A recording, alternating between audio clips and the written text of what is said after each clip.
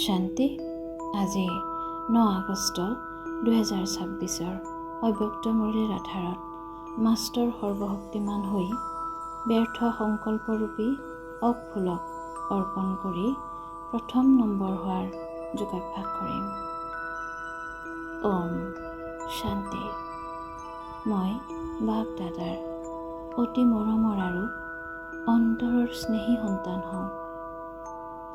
মই অতি আনন্দৰ চেহেৰাৰে মৰমৰ সাগৰৰ লহৰত বুৰ গৈ আছোঁ। আজিৰ দিনটো শিৱ জয়ন্তীৰ দিন হয়। এই জয়ন্তী সকলো জয়ন্তীতকৈ আচৰিত হয়, হীৰাতুল্য জয়ন্তী হয়। কিয়নো পিতা আৰু সন্তানৰ জন্ম একেলগে হয়। বাপ দাদাই মোক জনম উৎসৱৰ অভিনন্দন জনাইছে। বাপ দাদাৰ মোৰ লগত প্ৰতিশ্ৰুতি আছে, লগত থাকিম, লগত উৰিম, লগত আহিম আৰু লগতে ৰাজ্য কৰিম। মোৰ অন্তৰতো দিলাৰাম বাবা সদায় আছে। মোৰ অন্তৰত মোৰ বাবা, মিঠা বাবা, মৰমৰ বাবা, এয়া গীত নিৰন্তৰ বাজি আছে। মই পিতাৰ স্নেহত সমাহিত হৈ আছোঁ। আজি শিৱ জয়ন্তীৰ দিনত সঁচা অৰ্থত ব্ৰত, জাগৰণ আৰু বাবাৰ ওপৰত উৎসৰ্গিত হোৱাৰ দিন। মোৰ পবিত্ৰতাৰ ব্ৰত 21 জনমলৈ বৰ্তি আছে। ৰিপিট, মোৰ পবিত্ৰতাৰ ব্ৰত 21 জনমলৈ বৰ্তি থাকে। লগতে জাগৰণ অৰ্থাৎ জ্ঞানৰ পোহৰ প্ৰাপ্ত কৰাৰ পাছত গোটেই বিশ্বৰ পৰা অন্ধকাৰ সমাপ্ত হৈ যায়। আধা কল্পৰ বাবে অহংকাৰ আহিব নোৱাৰে। মই বাবাৰ ওপৰত সম্পূৰ্ণ উৎসৰ্গিত হৈ মই বোধক এৰি নিমিত্ত ভাৱ ধাৰণ কৰিছোঁ।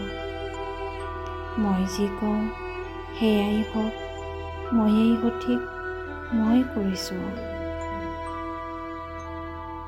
ৰিপিট, মই যি কওঁ সেয়াই হওক, ময়েই সঠিক, মই কৰিছোঁ, মই কৈছোঁ। এই মই ৰূপী মই বোধক সম্পূৰ্ণৰূপে উৎসৰ্গিত কৰি দিছোঁ। সদায় মোৰ বাবা সেইফালে অন্তৰৰ আকৰ্ষণ যায়। সদৰ মই বোধ মোৰ নাম, মোৰ মান সম্ভ্ৰম ইয়াকো সমাপ্ত কৰি মই বাবা মোৰ এই আনন্দৰ গীত গাই আছোঁ। যেতিয়া ভগৱানেই মোৰ হৈ গ'ল, তেতিয়াহ'লে আৰু কি লাগে?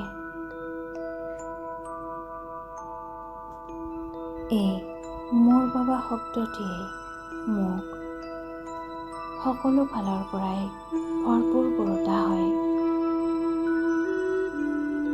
আজিৰ জনমদিনত বাবাৰ এয়াই সংকল্প যে সকলোৱে এজনে আনজনক পৰস্পৰে উৎসাহ উদ্দীপনা দি পৰস্পৰে সহযোগী হৈ ব্যৰ্থ সংকল্পৰূপী অফুলক অৰ্পণ কৰিব লাগে।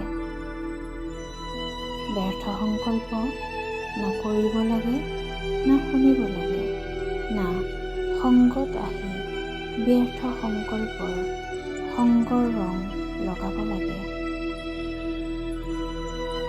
মই বাপ দাদাৰ এই সংকল্পক দৃঢ়তাৰে ধাৰণ কৰি গৈ আছোঁ। মই সদায় স্মৃতিৰ শুদ্ধ সংকল্পতেই থাকোঁ। মুৰলীৰ দ্বাৰা প্ৰাপ্ত হোৱা জ্ঞানৰ মধুৰ বাণীহে মনৰ দ্বাৰা মনন কৰোঁ।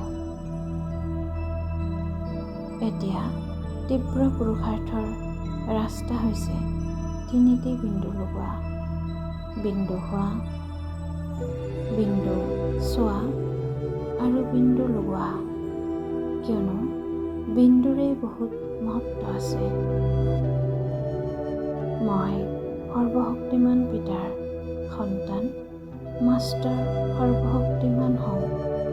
সদায় এই স্বমানৰ আসনত অধিষ্ঠিত হৈ থাকোঁ। এই স্বমান স্বয়ং মই পৰম পিতা পৰমাত্মা পিতাৰ পৰা প্ৰাপ্ত কৰিছোঁ। বাপ দাদাই মোক সদায় উৰন্ত কলাৰ বৰদান দি আছে।